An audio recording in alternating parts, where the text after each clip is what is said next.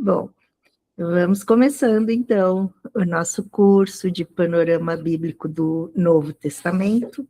Já deu 7 horas, então vamos começando então o curso que já deu 7 horas. Essa, essa aula está sendo gravada. Depois vocês vão receber a gravação também.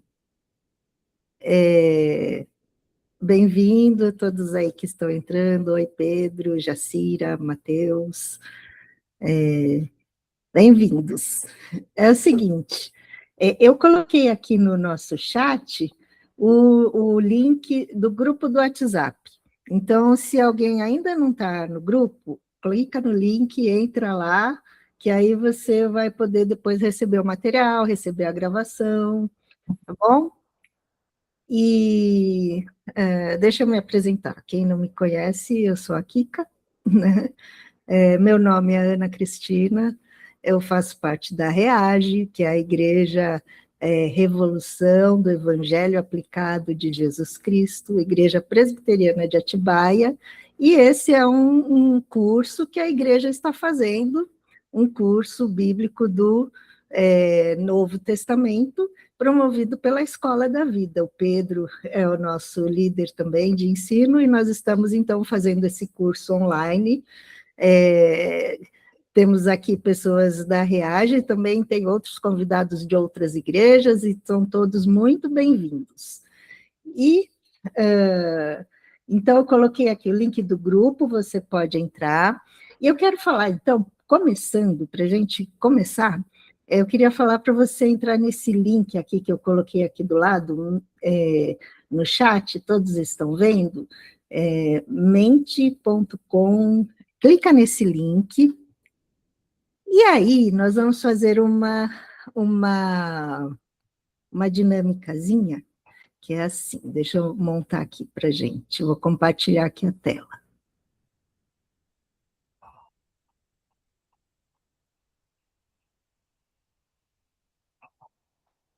Todos estão vendo a minha tela?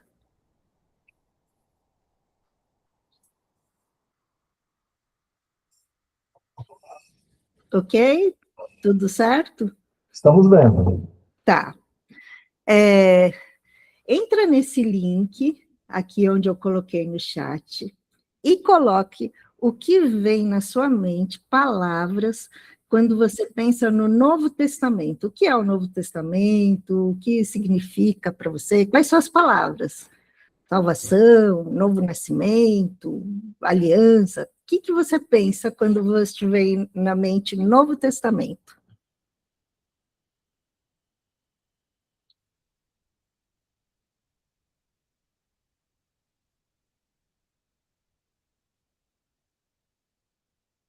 Pode ir escrevendo tudo que você lembrar.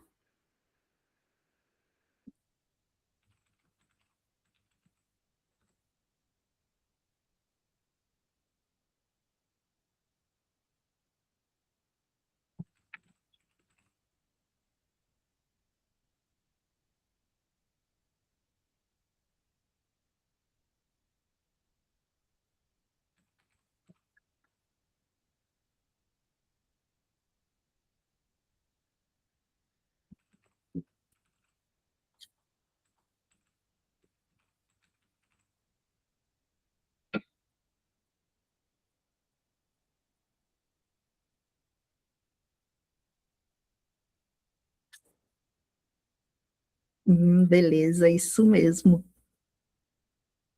Opa, deixa eu voltar aqui.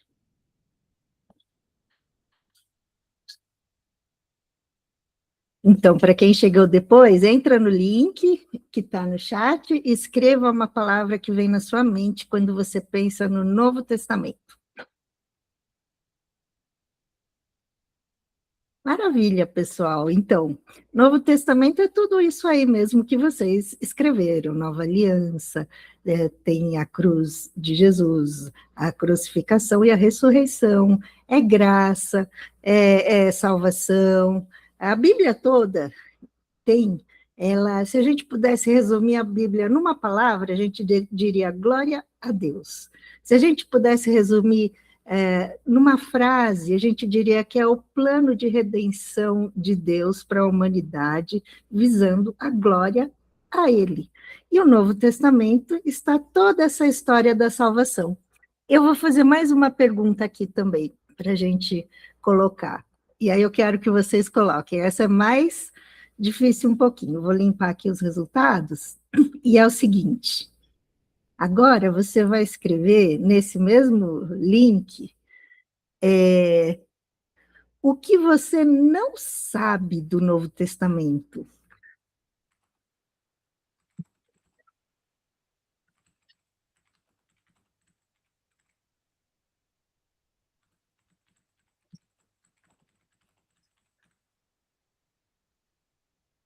Por exemplo, a gente vê lá no Novo Testamento, tem muitas, como tem um contexto histórico, deixa eu só arrumar aqui para vir novamente. Isso.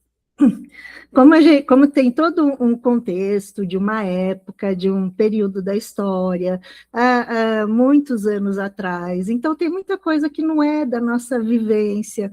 Às vezes a gente vê lá talento, o que é talento? Sinédrio, o que é o sinédrio? É, ceitil, o que é isso? Centurião, né? Tem tantas palavras, tantas, ou mesmo curiosidades. Um dia Jesus estava andando lá e dizia que ele foi na festa da dedicação. Que festa é essa? Os zelotes. Quem são os zelotes? Quem são os essênios? Então, tudo que você tem dúvida do Novo Testamento, coloca aí para a gente ver.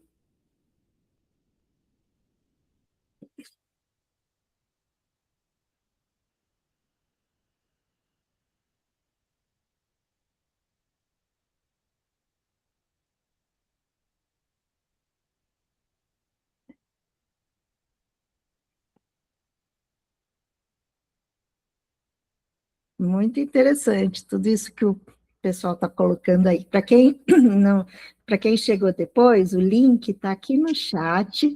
Você entra nesse link e vai colocando as palavras.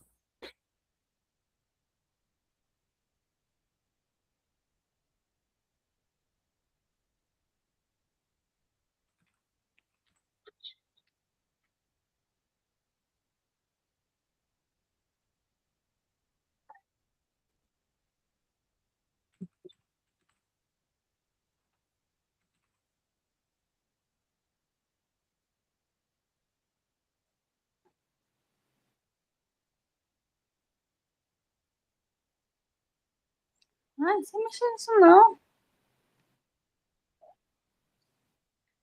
Beleza, pessoal?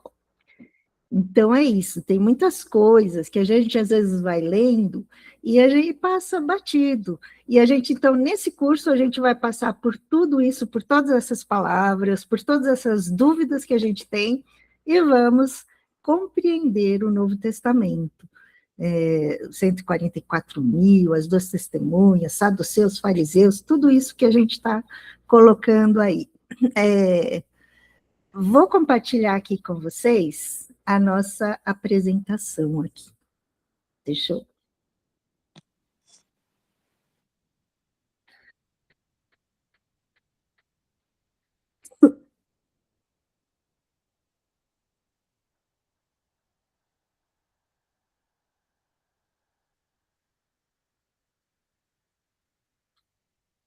Aliás, antes de compartilhar aqui a apresentação, deixa eu falar umas coisinhas para vocês.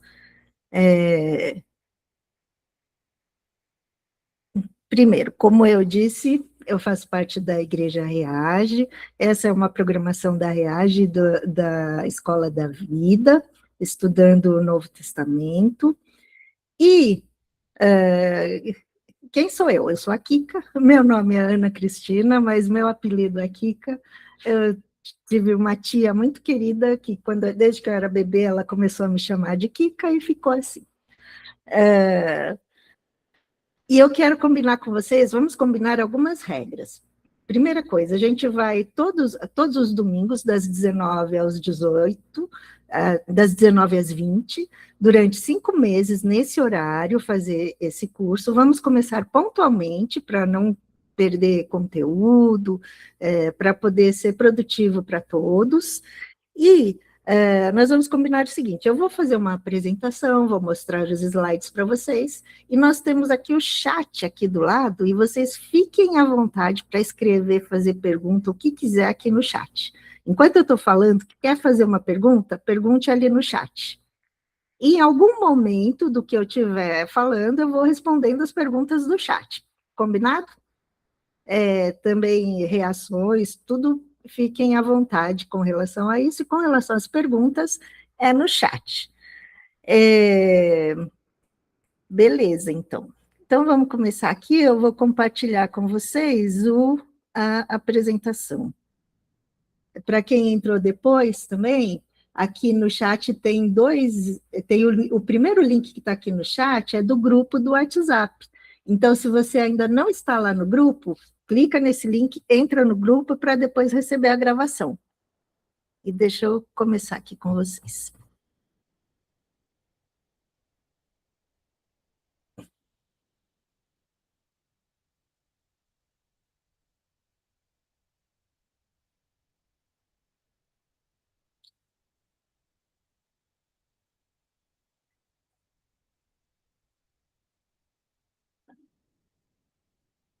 Estão vendo minha tela? Compartilhada aí? Beleza, pessoal. Então, a aula de hoje a gente vai dar uma introdução ao Novo Testamento. Estamos chamando aqui da promessa até o período, primeira parte da introdução, da promessa até o período interbíblico. Nós estudamos o Antigo Testamento presencial lá na igreja, algumas pessoas fizeram, Paulo estava lá. E aí, nós temos depois, antes de entrar no Novo Testamento, nós temos um período que é chamado de período interbíblico, que são algumas Bíblias têm até uma página branca no meio do Novo Testamento e do Antigo Testamento e do Novo Testamento. Esse período foi um período de 400 anos que... esse período foi um período de 400 anos antes da chegada de Jesus, do Messias, preparando o terreno para o Novo Testamento. E o Novo Testamento, ele é como se fosse, ele é, na verdade, a sombra, aliás, o Antigo Testamento é a sombra do Novo Testamento. O Antigo Testamento aponta para o Messias, para Jesus que viria, para uma realidade do plano de Deus da salvação. O Novo Testamento, ele realiza tudo aquilo que o Antigo Testamento já vinha falando. Inclusive tem uma frase do Agostinho, o Agostinho de Hipona, né, um dos pais da igreja, que diz assim: o Novo Testamento está oculto no Antigo Testamento, e o Antigo Testamento está revelado no Novo Testamento. Então, é como a sombra e a realidade. Então, o Antigo Testamento prepara o cenário, promete... Opa, deixa eu voltar. O Antigo Testamento, ele prepara o cenário, ele promete o Messias e aponta para a salvação. O Novo Testamento, ele acontece a salvação de fato, revela o plano divino, cumpre a promessa e aponta para Cristo. Cristo é o centro de tudo. Cristo é a razão de tudo, né? Então, a salvação só acontece por causa de Cristo, né? Significado de testamento. O Antigo Testamento é antiga aliança. Existe uma palavra, o Antigo Testamento ele foi escrito no hebraico, e tem uma palavra que é testamento, que é berit. E esse berit quer dizer aliança. Quando a Bíblia foi traduzida, aliança, pacto, né, um combinado de duas partes.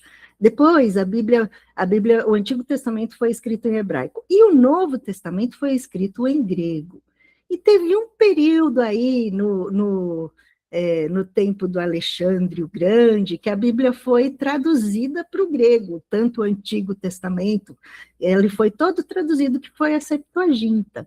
Aí, nesse período, eles usaram a palavra diatec, para a palavra testamento, Novo Testamento, Antigo Testamento, que essa palavra ela tem um sentido um pouco mais específico do que pacto, porque olha só como Deus é brilhante, assim, ele usou um idioma no Novo Testamento com uma riqueza imensa de vocabulário, e enquanto no hebraico era ali aliança, pacto, ali no grego, o diateque é como se fosse um pacto, mas colocado por um soberano, uma coisa unilateral, não é que os dois lados vão lá e conversam, vamos fazer assim. Não, era aquilo que Deus colocou para nós.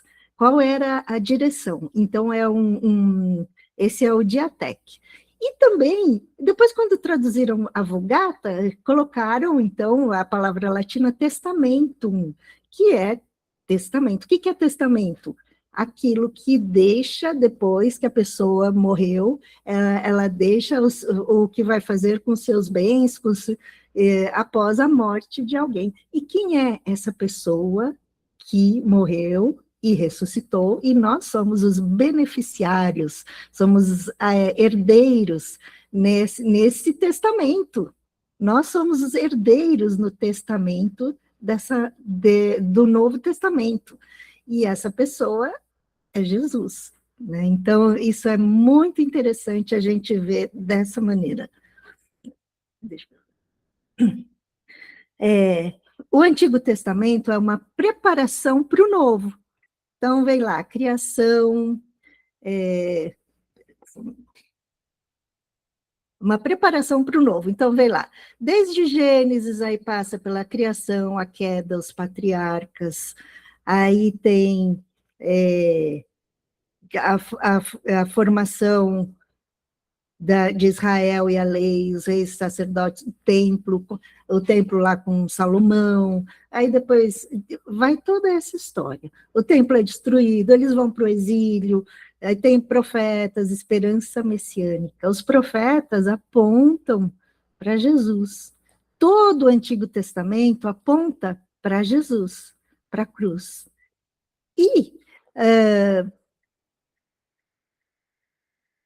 E aqui a lei é uma sombra das coisas que viriam. A realidade é o Novo Testamento, que ele acontece em Cristo. Colossenses fala sobre isso. Estas são sombras do que haveria de vir, porém a realidade, porém, encontra-se em Cristo. Então, ali no Antigo Testamento, a gente tinha o cordeirinho sendo sacrificado. No Novo Testamento, a gente tem o Cordeiro Perfeito, a realidade que é Jesus. Os rituais do Antigo Testamento apontam para a realidade que acontece no Novo Testamento. Jesus é o cumprimento de tudo. Então, a gente vê, ele é o verdadeiro Cordeiro, é mediador da aliança, é o servo prometido, o sumo sacerdote perfeito, filho de Davi. Olha o tanto que no Antigo Testamento as genealogias, a linhagem de Davi foi preservada, Judá, os descendentes, para que viesse se cumprir a promessa daquele que viria, descendente de Davi, de Belém de Judá, e aí até que o Messias viria ali de Judá, e tudo vai se cumprir no Novo Testamento. Entre Malaquias, que é o último livro do Velho Testamento, e Mateus, que é o primeiro livro do Novo Testamento, a gente tem um espaço aqui de 400 anos, né, que a gente chama aqui de 400 anos de silêncio.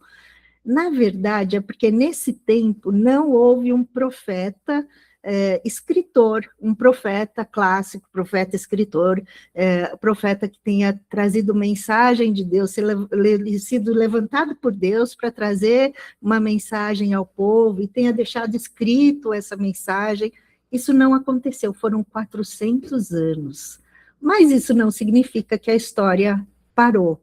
Nesses 400 anos foi sendo preparado o terreno para a chegada de Jesus. Todo o contexto foi sendo preparado. Então, aqui, Malaquias, o último, terminou o tempo aqui dos profetas, aí nesse período aqui, começa uma série de acontecimentos históricos que vão preparar o cenário geopolítico, preparar o palco para a chegada do Messias, de Jesus. E o que aconteceu nesse tempo? A gente vê desde lá do Antigo Testamento que tinham vários impérios acontecendo, começou com o Império Assírio, aí depois veio o Império Babilônico, aí depois veio o Império Persa, né? Aí aqui, nesse período, aqui no finalzinho lá dos profetas, e no tempo, começa o período desses 400 anos, né? O Ciro, que era o rei da Pérsia, ele deu o decreto autorizando que os judeus voltassem do exílio lá para Israel, porque eles estavam lá exilados 70 anos na Babilônia, e ele autorizou que eles voltassem. Aí eles voltam ali do exílio, voltam para a terra de Israel, e é interessante que eles vão encontrar tanta coisa ali naquela terra, muitos povos que foram habitar, e essa história a gente vai ver no decorrer aí dos evangelhos, da história, mas nesse momento era o Império Persa, quando eles voltaram. E o Império Persa, ele era mais tranquilo, ele liberou para eles voltarem. Dali a pouco, o próximo Império Mundial... Opa, deixa eu só voltar aqui. O próximo Império Mundial foi o do Alexandre, foi o Império Grego, né? Foi o Império Grego aqui, opa, está aqui. Foi o Império Grego aqui do Alexandre. E o que aconteceu? Esse império, ele tinha um modo de pensar que os gregos começaram a dominar o mundo, né? E o modo de pensar era impor na marra a cultura grega para todo mundo. Então, o grego passou a ser a língua mais falada, o idioma mais falado, e fora isso, eles começaram a seguir num caminho que eles queriam, a forma de domínio deles era fazer com que todos os povos tivessem a mesma cultura deles, os mesmos deus politeístas deles, toda a forma a cultura dos gregos eles queriam impor, que foi o helenismo, eles queriam impor para todo mundo que eles conquistavam. Isso estava acontecendo nesse período dos 400 anos, um pouquinho antes da chegada de Jesus. E aí o que acontece? Depois que o Alexandre o Grande ele morre, aí o reino dele é dividido entre os Ptolomeus e os Seleucidas. O império ficou dividido e uma parte da turma,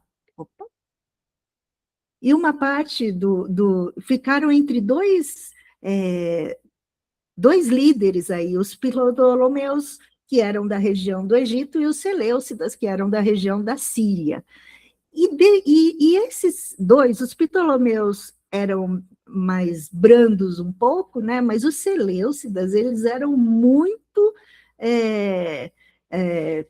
intensos, assim, de querer colocar a cultura grega na marra, enfrentando os judeus, e começou uma perseguição intensa contra os judeus ali em Israel. E eles começaram a destruir tudo que tinha.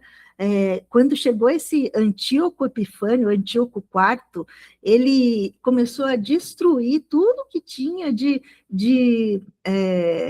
dos judeus, todo tudo o que eles tinham com relação a Deus, o ritual dos judeus, tudo que tinha no templo, tudo que eles, a Torá, os pergaminhos, eles começaram a destruir, a queimar a Bíblia dos hebreus, começaram a impedir que os bebês fossem circuncidados.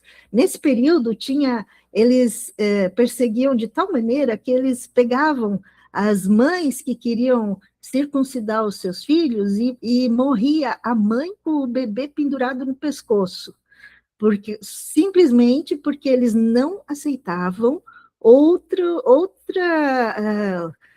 não aceitavam os judeus a sua busca a Deus, o único Deus. Eles queriam impor aquele politeísmo, aquela ideia dos gregos, eles queriam que todo mundo vivesse do mesmo jeito. E foi um tempo de muita guerra, muita briga, e eles queriam destruir, realmente, acabar. Olha, veja bem, olha como é a bondade de Deus e o cuidado de Deus com esse povo, porque várias vezes na Bíblia o povo de Israel podia ter sido aniquilado.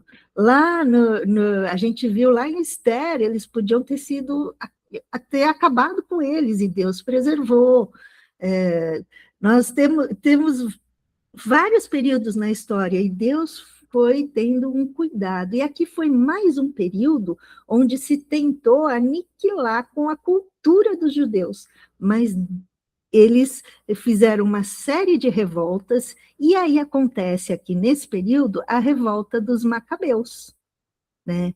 Essa revolta dos Macabeus, ela aconteceu assim: tinha um sacerdote chamado Matatias, e esse sacerdote,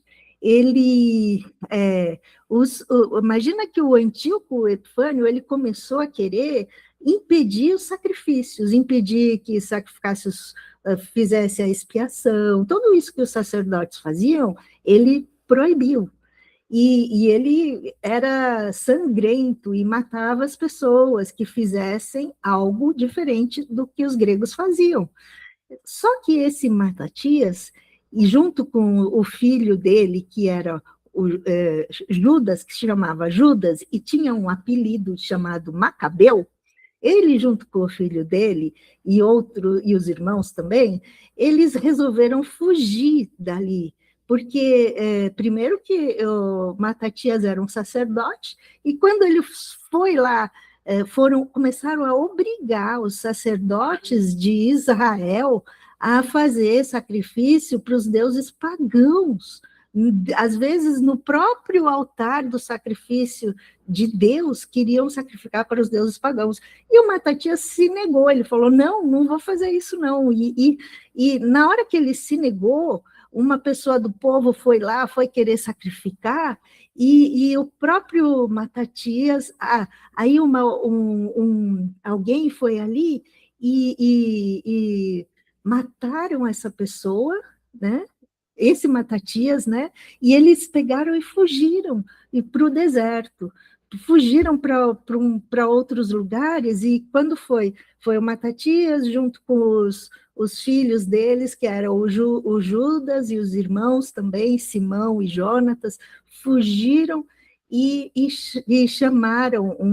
formaram um exército assim de resistência, mas eles não tinham nada, era um povo assim, não tinham armas, não tinham o que os gregos tinham, mas aí começou aquela história da revolta dos Macabeus. É aí, então, que esse tal Judas Macabeu, né, que o apelido dele era Macabeu, por isso ficou esse nome, aí ele começou a liderar diversas revoltas contra os gregos, porque esse Antíoco Epifânio, ele chegou a sacrificar um porco dentro do templo, no altar, para deuses pagãos. Ele chegou a fazer isso ali. Então esses macabeus começaram a fazer várias revoltas, guerras ali contra os gregos que estavam fazendo tudo isso. Resumindo a história, esse Judas aí, Macabeu, e depois os irmãos dele também, Simão e Jonatas, mas esse Judas, ele conseguiu, porque o Antíoco tinha pegado o templo, profanado, tinha colocado um porco ali no altar, e aí o Judas, ele conseguiu vencer numa revolta assim, contra milhares dos gregos, conseguiu vencer ali, tirar e limpar o templo, e eles reconstruíram o altar, e nesse momento foi feita uma festa, uma grande festa naquele lugar. E aquela festa que eles fizeram uma dedicação nova do templo, e quando eles dedicaram esse templo agora, tendo vencido os gregos nesse assunto, aí que eles formaram? Formou mais uma festa judaica, que era a Hanukkah, a festa da dedicação. Então, aqui, como a gente estava vendo, a revolução do helenismo, né? Alexandre espalhou os costumes e a cultura. O grego começou a se tornar o idioma universal. Olha aqui como Deus está preparando o cenário para a vinda de Jesus. O que acontece? O grego tornou-se o idioma universal, como o inglês de hoje. E o grego é uma língua muito rica, que foi muito boa para transmitir a mensagem do evangelho. E nesse período também, sem saber, o helenismo preparou a língua exata para a escrita e rápida propagação do Novo Testamento. E olha que ironia, olha que coisa interessante. Aqueles que mais perseguiram a cultura, a busca a Deus, que destruíram ali que profanaram o templo e não aceitaram nada dos judeus, foram eles que trouxeram o idioma para o Novo Testamento ser propagado e divulgado a todo mundo.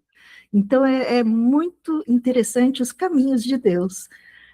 Aqui ficavam os Seleucidas, aqui os Ptolomeus, perto do Egito, aqui está Israel, que ficava numa zona de amortecimento, aqui ficava entre os dois, e que estavam sempre em atrito, os Seleucidas e os Ptolomeus, cada um querendo conquistar mais coisa.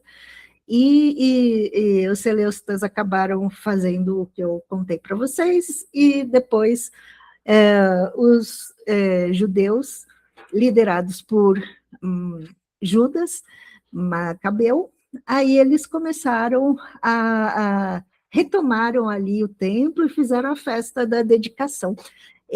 Depois, esse nome Macabeu, ficaram chamando a família deles de Macabeus. Então, os irmãos eram todos os Macabeus, né? E aqui teve a grande perseguição, a proibição da fé, proibição das práticas, proibiram guardar o sábado, todas essas questões. Houve a revolta dos Macabeus, e os judeus resistiram até a morte, e a fé judaica sobreviveu, garantindo que o cenário estivesse intacto para a vinda do Messias. Agora, no meio desse monte de revolta e guerra e opressão ali dos gregos sobre os judeus, o que eles queriam nesse momento? Eles queriam um libertador, e eles sabiam que viria o Messias. Está cheio de texto no Antigo Testamento prometiam, tendo o Messias, Salvador, Libertador. Então, na cabeça desses judeus, no entendimento deles, tinha que ser um homem para salvar ali eles dos gregos, de tudo que eles estavam vivendo, estavam tendo uma perseguição intensa. Então, na cabeça deles, tinha que ser um grande soldado, um homem de guerra, assim, que chegasse ali para destruir todo mundo, que liderasse um exército e fosse ali tomar tirar o governo dos gregos, depois dos romanos, e que libertasse nessa maneira. Era isso que os judeus estavam esperando. Por isso que quando veio Jesus, na forma como ele veio, com as palavras que ele veio, o ensino de Jesus, eles foi difícil para eles não ligavam Jesus com a ideia de libertador que eles tinham. Eles tinham conhecido o Judas Macabeu lá, que saiu guerreando para lutar contra os gregos. Eles tinham conhecido um monte de revolta, e para eles libertador era isso, era aquele que ia chegar brigando e deixar os judeus em paz e livres ali de toda a opressão. Aqui. Como eu disse, depois que o Judas Macabeu ele conquistou, retomou ali o templo, ele fez a rededicação do templo, purificaram, consagraram novamente, colocaram outras pedras ali para fazer o altar, porque tinha ali o altar da expiação, e tudo isso tinha sido tomado pelo Antíoco Epifânio. Ele tinha colocado, feito sacrifícios pagãos ali, para deuses pagãos. Então, tudo isso, eles limparam o templo e fizeram uma festa de dedicação, se alegraram nesse dia, e como símbolo dessa festa de dedicação, eles criaram aqui um candelabro que, na verdade, a gente tem aquela menorá, né, que já tinha no templo antes, que tem 7 luzes, e aqui, no caso, quando eles fizeram a festa da dedicação, eles adicionaram mais uma luz, mais uma dupla de luz, uma luz de cada lado, aí ficava 4 para cá, 4 para... assim, 4... Opa! Ai. Aí ficava 4 luzes para cá, 4 para cá e essa do meio, né? E 9 luzes. E esse outro candelabro aí de luzes, ele tinha o nome de Hanukkah, e que era a festa da dedicação. Depois, quando a gente vai lá em João 10:22, conta que Jesus estava em Jerusalém na festa da dedicação. Então, essa festa que a gente às vezes não sabia do que se tratava, era isso, era a festa de dedicação do templo, depois dele ter sido profanado aí pelos gregos. E aí, como eles retornaram, rededicaram e fizeram essa festa, a festa que era a Hanukkah, a festa da dedicação. Então, qual era a expectativa messiânica que eles tinham? Era de alguém que trouxesse liberdade política, restauração nacional e purificação religiosa, no sentido de que eles queriam um líder militar que fosse como Judas Macabeu, que chegasse ali e guerreasse contra todos os que estavam oprimindo Israel. Eles queriam também ver ali o trono de Davi restaurado, eles queriam ver a chegada de um rei que também que colocasse ali a purificação religiosa, as práticas que eles tinham, os rituais, porque o Antíoco Epifânio proibiu todos aqueles rituais. Ninguém pode circuncidar o filho, ninguém pode oferecer sacrifício, ninguém pode guardar o sábado. Nesse período surgem os fariseus. Olha só, olha como as coisas todas fazem sentido. Por que surgiram os fariseus?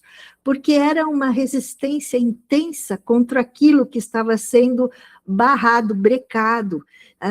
Enquanto os gregos estavam assim querendo impedir toda a manifestação dos rituais, das cerimônias dos judeus, Aí os fariseus, esse grupo, falou: nós vamos permanecer firmes, nós vamos seguir tudo e não vamos nos deixar levar pelos gregos aí, vamos manter. Então, os fariseus eram aqueles que pegavam firme e ficavam com dureza e firmeza, com o rigor ali, sem deixar passar nenhum dessas cerimônias, por causa dessa intensa opressão que eles estavam passando. Aí surgem os fariseus. Em seguida, depois do Império Grego, vem os romanos. Essa época que aí vem Jesus também, mas em primeiro veio o Império Romano. E quando o Império Romano chegou, ele fez as estradas, ele foi reconstruiu estradas. Então pensa, os gregos deram o idioma para o Novo Testamento e os romanos deram as estradas para o alcance do Evangelho, para chegar, quando lá diz em Atos que sereis minhas testemunhas em Jerusalém, Judéia, Samaria e até os confins da terra. Então, eles tinham essa facilidade de locomoção nas estradas pelo que os romanos tinham construído. O povo, ao mesmo tempo em que eles estavam perseguindo o evangelho, perseguindo aparentemente, ninguém persegue, ninguém consegue destruir os planos de Deus, mas enquanto eles estavam aparentemente perseguindo o povo escolhido e o propósito de Deus, eles foram usados para que o propósito de Deus se concretizasse, para que o evangelho se espalhasse, para que tinha um idioma rico para poder levar a mensagem do Novo Testamento, tinham estradas para irem para todas as cidades levar o evangelho quando Jesus veio. Então, terreno pronto, já tinham o idioma, já tinham as estradas, só que os judeus estavam esperando um líder militar, e Jesus não era esse líder militar, né? Mas Jesus veio no momento certo, porque diz aqui, vindo à plenitude dos tempos, Deus enviou seu Filho. Olha que lindo, olha como Deus conduz, como a gente falou lá no Antigo Testamento também, aquele fio de ouro que vai conduzindo toda a história, porque ele tinha ali todo esse tempo que, apesar de não ter tido profetas, não, a gente saber que é um tempo de silêncio, ele foi um tempo de silêncio só em palavras assim, de escritos proféticos, porque foi um tempo de muito barulho de guerra, de muita revolta e também de preparação para a chegada do Messias. Então aqui, ó, vindo a plenitude dos tempos, chega Jesus. Deus preparou meticulosamente o cenário. O Antigo Testamento apontou, o período interbíblico preparou o palco, e o Novo Testamento revelou a realidade. Então, é isso que nós temos. E aqui, ó, o Antigo Testamento preparou o caminho, o período interbíblico, que é esse que a gente falou, ele preparou o terreno ali para acontecer a plenitude dos tempos, que é o ápice da história, quando chega Jesus. Aqui tem uma curiosidade que eu quero falar para vocês. Eu falei muito sobre Macabeus, sobre a revoltas, essas coisas que aconteceram no período interbíblico. Essa história toda está escrita nos livros dos Macabeus. Só que os livros dos Macabeus, eles não fazem parte do cânon da nossa Bíblia, da Bíblia evangélica. Tem 39 livros no Antigo Testamento e 27 livros no Novo Testamento. Mas eles fazem parte os católicos entendem que são livros inspirados e fazem parte dos cânon do Antigo Testamento da Bíblia Católica. Agora, o que é isso e, de fato, o que aconteceu? Então, vamos lá para frente um pouquinho.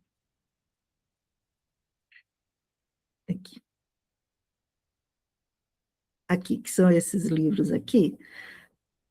Como entender isso? que aconteceu? Nesse período que tiveram todas essas revoltas, no período interbíblico que eu contei para vocês, não foi levantado profeta, mas a história continuou acontecendo. E pessoas escreveram a história, né?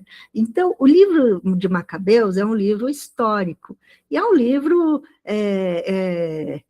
de valor histórico mesmo. Mas ele não fazia parte do cânon da Bíblia hebraica. E, por isso, quando foi traduzido, quando se formou o texto massorético também, ele não fazia parte desse cânon. Quando Jesus fala ali, o Antigo Testamento hebraico, ele chama Tanar, lei, escritos, lei, profetas e escritos, Torá, Nevim, Ketuvim.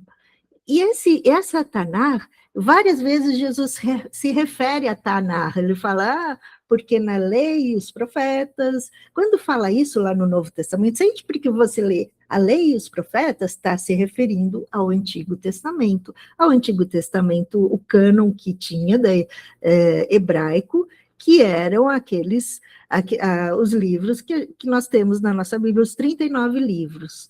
Depois, no período interbíblico, foi escrito os Macabeus. Quando foi mais para frente, na Septuaginta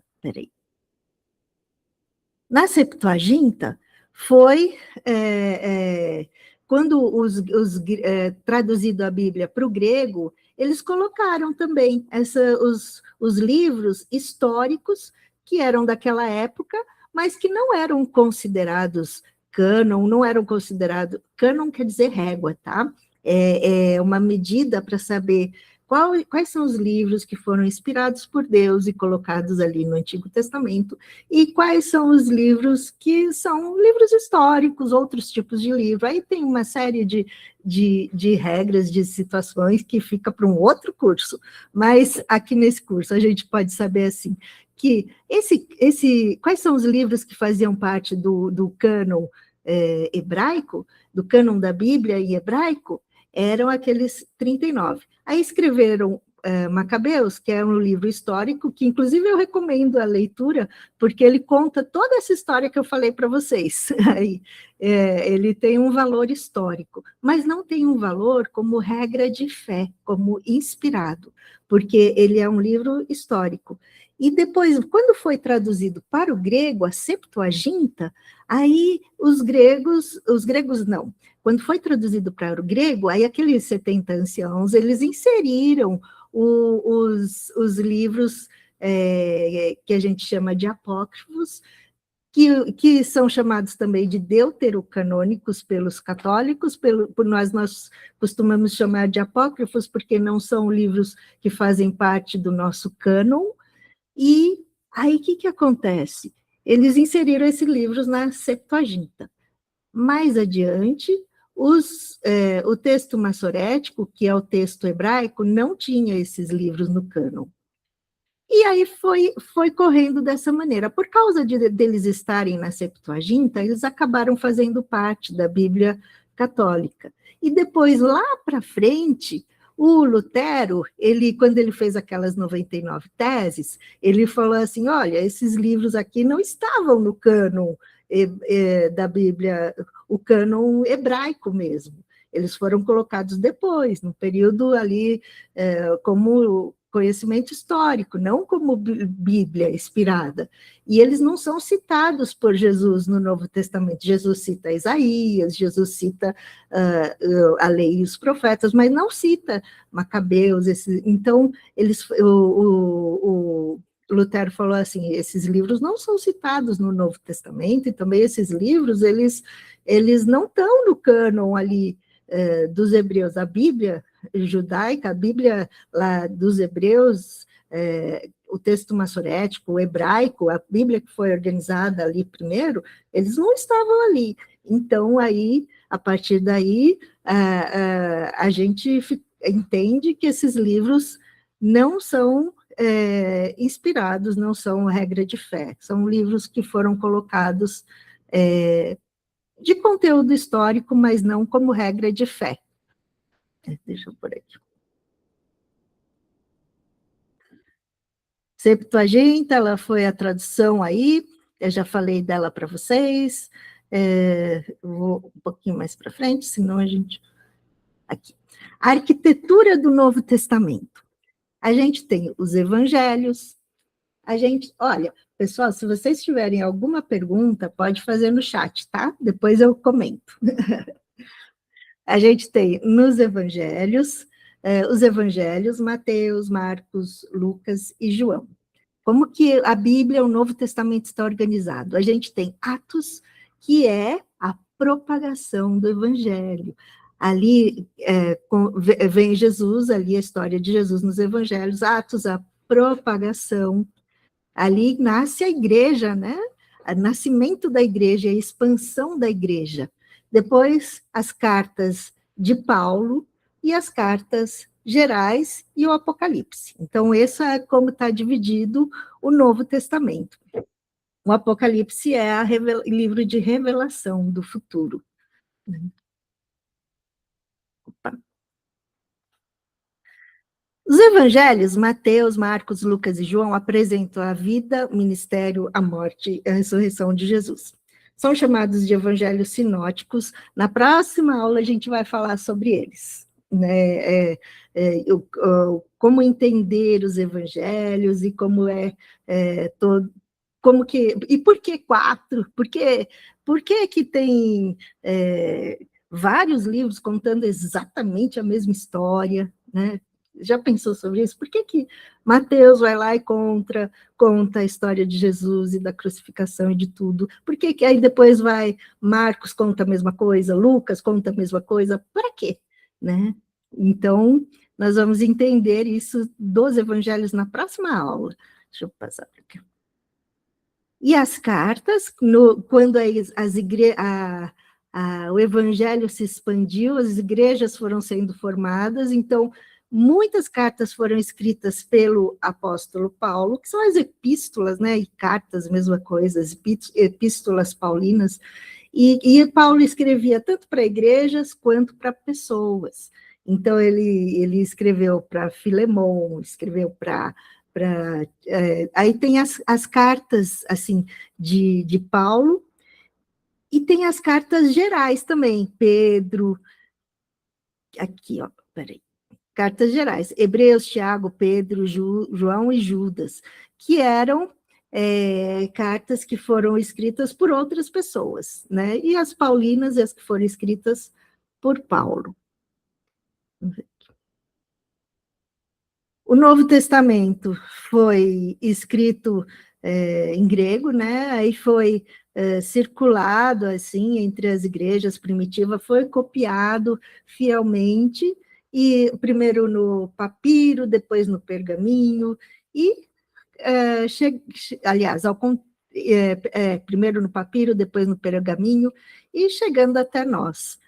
O Antigo Testamento é a promessa, aponta para Cristo, o Novo Testamento é o cumprimento, aí aqui é tudo o que a gente falou. O Antigo Testamento, ele vai dizer, ele virá. O Novo Testamento diz, ele veio.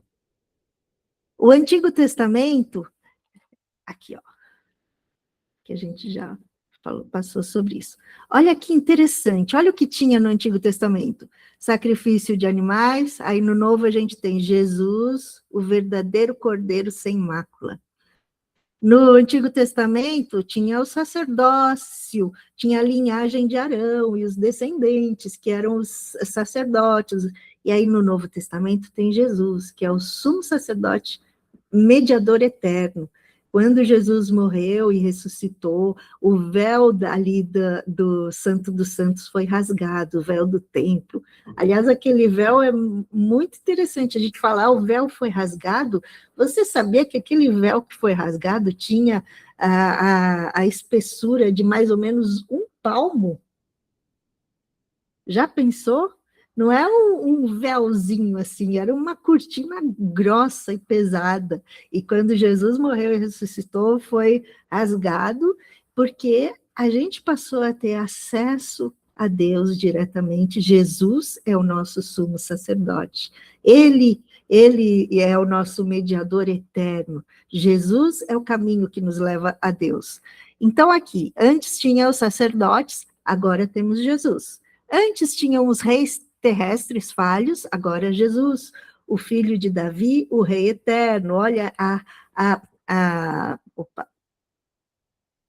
olha aquele reinado eterno de Davi e o rei que viria da linhagem de Davi, o Messias, o templo de pedra e agora Jesus, a verdadeira presença habitando em nós. Nós somos o templo do Espírito Santo. E aqui. Então, é isso, não vou passar muito aqui, que a gente está chegando no nosso final. Já falamos sobre esse pedaço, era mais, a aula de hoje é para a gente entender o contexto da chegada do Novo Testamento, da chegada de Jesus. E aí, na próxima aula, a gente vai falar sobre os evangelhos e toda a história do Novo Testamento. Aqui, ó. Deixa eu pôr aqui. Ó, o Antigo Testamento preparou o palco, prometeu a salvação e apontou o caminho. Aí o Novo Testamento acontece ali, a salvação em Cristo. Tudo que era sombra no Antigo Testamento vira realidade no Novo Testamento. Como eu citei lá no começo da aula, tem uma frase de Agostinho que dizia: o Novo Testamento está escondido, oculto no Antigo Testamento. E o Antigo Testamento está revelado no Novo Testamento, porque o Antigo Testamento fala o Messias virá, e o Novo Testamento mostra esse é o Messias, ele é o Cordeiro de Deus que tira o pecado do mundo. Então, aqui está a realidade. E o Antigo Testamento apontava para as coisas que viriam a ser. E esse é um cuidado maravilhoso de Deus. Deus é muito didático. Ele escolheu um povo e ele foi conduzindo esse povo para completar todo o plano de salvação que ele tem para nós em Jesus. E que essa obra se torna realidade no Novo Testamento. E hoje nós temos essa vida que nós temos acesso a toda essa realidade que é Jesus em nós. Jesus em nós, em vós esperança da glória, como diz Paulo também. E então é isso. Queria saber se alguém tem alguma pergunta a mais, ou queria fazer algum comentário. Se quiser abrir os microfones, falar alguma coisa, pode falar. Fiquem à vontade, que a gente está no finalzinho da aula.